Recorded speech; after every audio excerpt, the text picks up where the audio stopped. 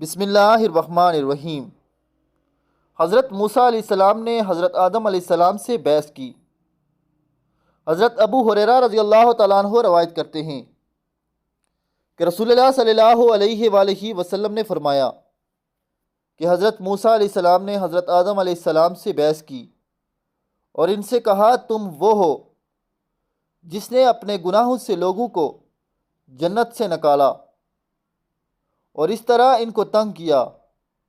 آدم نے جواب دیا، اے موسیٰ، آپ وہ ہیں جنہیں اللہ نے اپنے پیغام اور براہ راست گفتگو کی لیے منتخب کیا ہے، پھر بھی تم مجھ پر ایک ایسی چیز کا الزام لگاتے ہو جو اللہ تعالیٰ نے مجھے پیدا کرنے سے پہلے میرے لیے لکھ دیا تھا۔